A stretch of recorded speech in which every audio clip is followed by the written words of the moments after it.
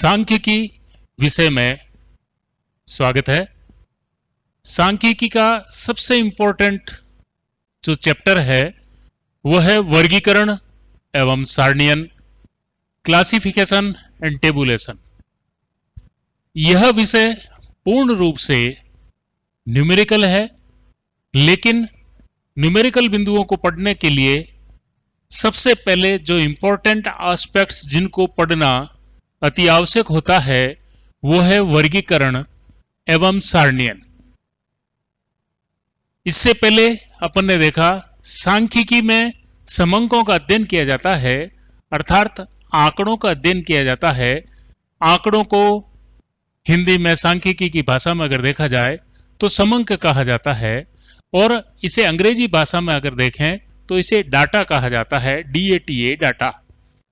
अब ये जो डाटा जो होते हैं वह सबसे पहले रॉ डाटा जो होते हैं उनको कलेक्ट किया जाता है, जिनको अपन ने अनुसूची, प्रश्नावली, प्राथमिक समंक, द्वितीयक समंक किस प्रकार से एकत्रित किए जाते हैं इस लेसन में अच्छी तरीके से पढ़ा। अब जब आपके पास समंक इकट्ठे होकर के आ जाते हैं, उन समंकों को अलग अलग वर्गों में विभाजित किया जाता है, और सांख्यिकी में समंकों को विभाजन करने की जो क्रिया होगी वही वर्गीकरण कहलाती है। तो वर्गीकरण का अगर मीनिंग देखा जाए तो वर्गीकरण का मीनिंग है, वर्गीकरण का मतलब विभिन्न वर्गों में बांटने की जो क्रिया होगी वह वर्गीकरण कहलाएगी।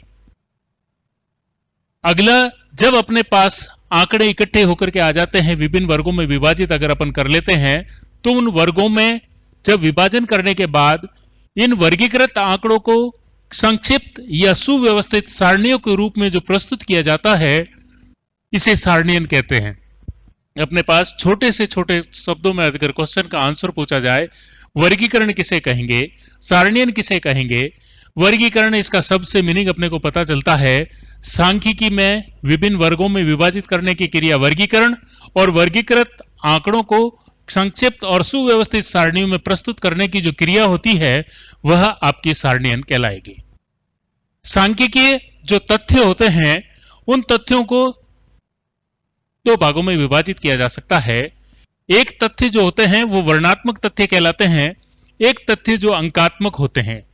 वर्णनात्मक तथ्य वे तथ्य होते हैं जिनका प्रत्यक्ष रूप से माप किया जाना संभव नहीं है, मतलब जिनको अपन माप नहीं सकते। केवल इसका जो अनुमान जो लगाया जाता है वह गुण की उपस्थिति या अनुपस्थिति के आधार पर इसकी गणना की जाती है।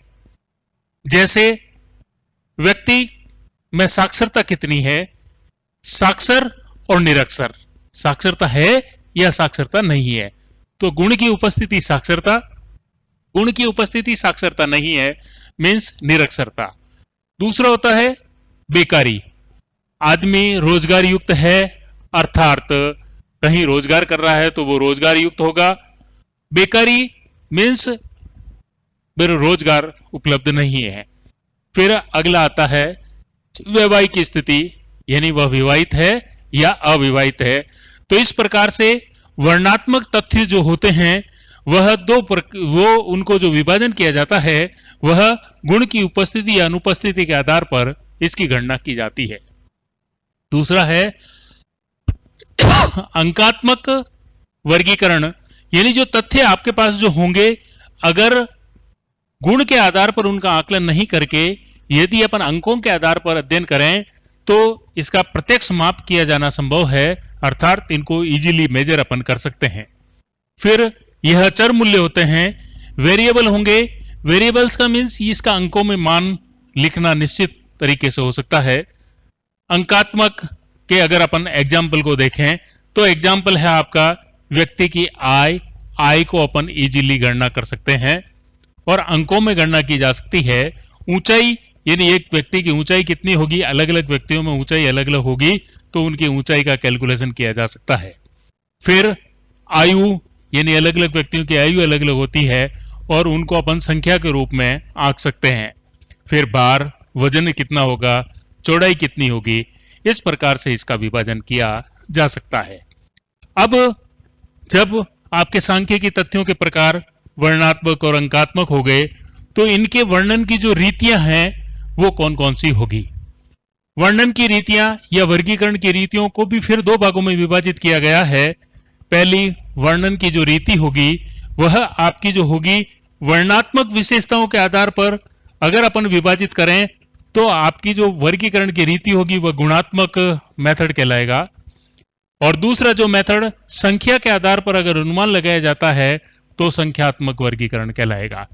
मीन्स गुणात्मक वर्गीकरण का मतलब आपका होगा वर्णात्मक विशेषताओं के आधार पर यदि अपन वर्गों में विभाजित किया जाए तो वह आपका गुणात्मक यानी गुण कैसा है, क्वालिटी कैसी है, क्वालिटेटिव एनालिसिस कहलाएगा।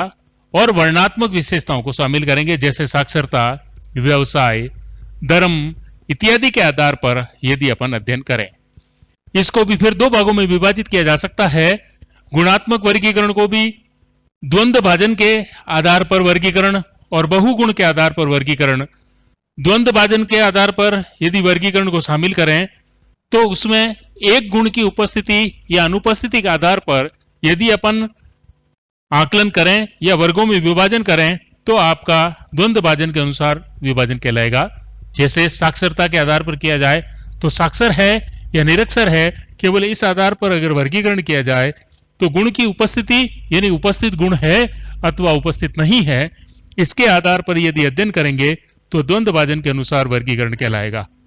फिर आपका है बहुगुण के आधार पर, मीन्स एक से अधिक गुणों के आधार पर यदि अपन अध्ययन किया जाए तो वह आपका बहुगुणी कहलाएगा।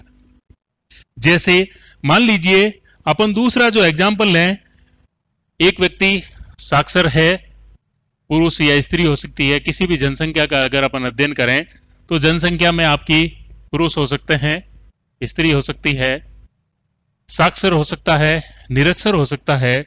फिर अलग गुण वैवाहिक स्थिति के आधार पर यदि देखा जाए तो या तो वह विवाहित होगा या अविवाहित होगा। इसके आधार पर अध्ययन किया जाए तो आपका बहुगुण के आधार पर विभाजन किया करेंगे और बहुगुण के आधार पर वर्गीकरण कहलाएगा। फिर दूसरी जो साइड होती है वह होती है संख्यात्मक वर्गीकरण। इस संख्यात्मक वर्गीकरण को वर्गांतर के अनुसार वर्गीकरण भी कहा जाता है, यानी विभिन्न वर्गों में अपन आकलन करके उसका विभाजन कर दें, उसके छोटे छोटे ग्रुप बना दें और उसके आधार पर अगर अध्ययन किया जाता है तो वर्गात्मक अंतर कहलाएगा। फिर सबसे छोटी और सबसे बड़ी जो वर्ग होता है, संख्या होती है, उसके आधार पर उनको समान वर्गों में विभाजित कर लिया जाता है और उसके आधार पर इसका आकलन करते हैं। मान लीजिए एक क्लास है, उस क्लास में 40 विद्यार्थी है और उन विद्यार्थियों के ऊंचाई का अगर अपन को अध्ययन करना है तो हाइट दी हुई है 150 से 160 सेंटीमीटर के बीच जो बच्चे हैं उस क्लास में पर्टिकुलर 10 बच्चे बैठे हैं। 155 से 160 के आधार पर देखें तो 20 बच्चे मान लीजिए बैठे हैं। फिर 165 से 170 के आधार पर देखें तो 5 बच्चे अगर मान लीजिए बैठे हैं। तो इस प्रकार से जो अध्ययन होगा वह आपका संख्यात्मक वर्गीकरण कहलाता है। अब इन संख्यात्मक वर्गीकरण के साथ में आपका जो इंपॉर्टेंट चीज आती है कि वह आती है संख्यात्मक वर्गीकरण को किस प्रकार से किया जाएगा। उस संख्यात्मक वर्गीकरण को देखिए, सबसे इंपॉर्टेंट जो चीज जो शुरू होती है वह अब शुरू होती है। इस अध्ययन को अपन देखते हैं